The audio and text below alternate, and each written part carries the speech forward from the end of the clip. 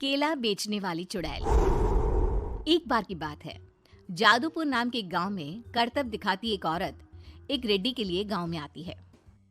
आइए आइए मेहरबान कदरदान, खाइए रोहड़ा के ताजे ताजे केले। कभी खाए नहीं होंगे ऐसे केले। पीले पीले केले खाइए।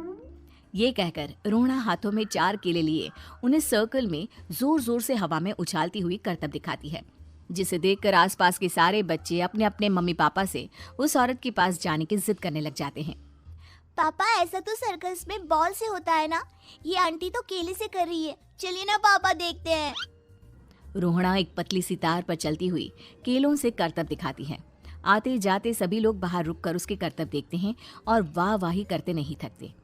जैसे ही एक आदमी पास आकर उसे पैसे देने लग जाता है, तब वो कहती है, अरे नहीं नहीं साहब, मैं करतब तो बच्चों के मन को बहलाने के लिए करती हूँ। धंधा तो मेरा केले का है। पीछे देखो मेरी रेड्डी, जो भी मेरे केले खाएगा मेरी तरह चुस्त दुरुस्त और तंदुरुस्त हो जाएगा। पता चलता है क्या कि मेरी उम्र 55 की है। अरे पर ऐसे ठंड के मौसम में कोई केला क्यों खाएगा?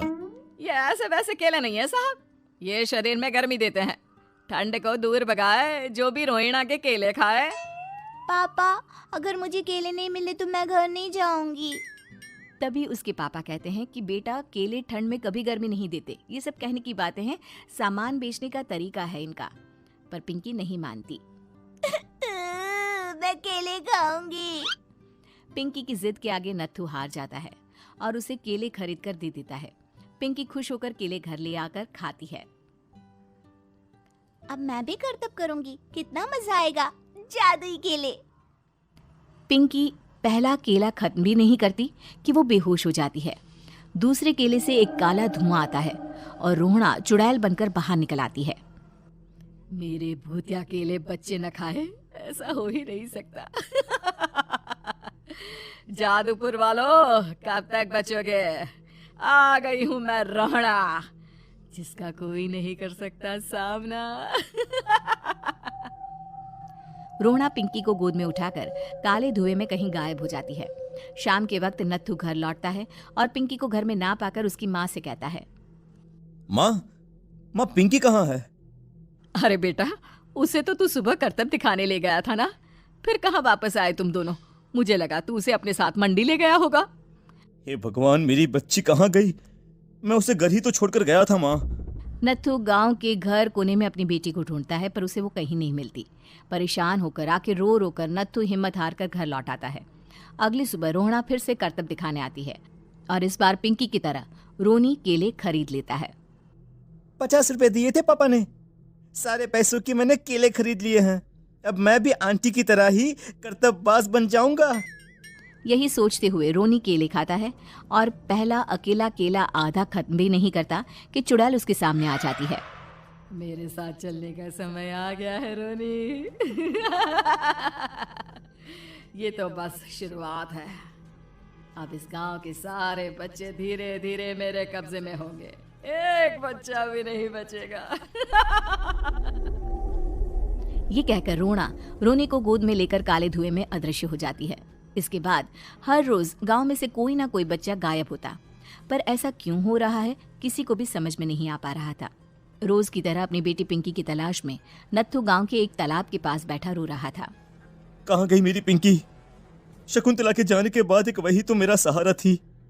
अरे उसकी आत्मा कोस रही होगी मुझे कि मैं अपनी बच्ची को संभाल भी नहीं पाया।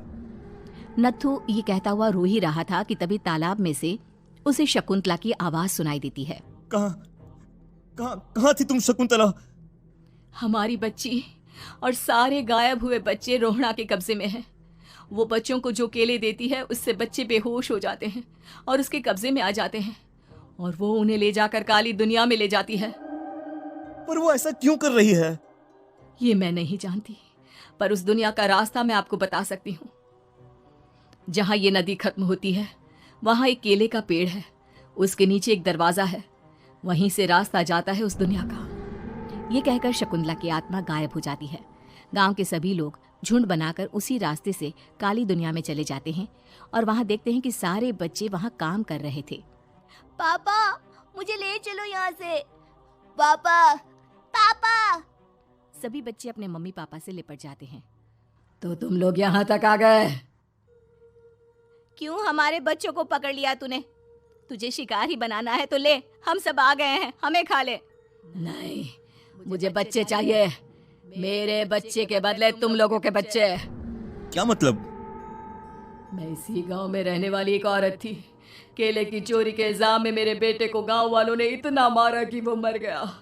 उसी दिन मैंने ठान लिया कि गांव वालों का भी वही हाल करूंगी। कुछ दिन बाद बेटे के चले जाने के दुख में मैं भी मर गई और मेरी भटकती आत्मा एक चुड़ैल बन गई। और फिर मैंने बदला लिया तुम सबके बच्चे छीनकर। बर्दाश्त नहीं कर पाए ना? सोचो मुझ पर क्या बीती होगी। हमें माफ कर दो रोना, पता नहीं ये किसकी गलती थी पर हम सभी माफी मांगते हैं। हमारी खुशियां लौटा दो, तुम भी तो एक माँ हो। गांव वालों की बात सुनकर रोना का मन पिघल जाता है और वो बच्चों को छोड़ देती है। उसके बाद काली दुनिया बच्चों के लिए जादुई दुनिया बन जाती है। अब कोई भी कभी भी वहां आ जा सकता था।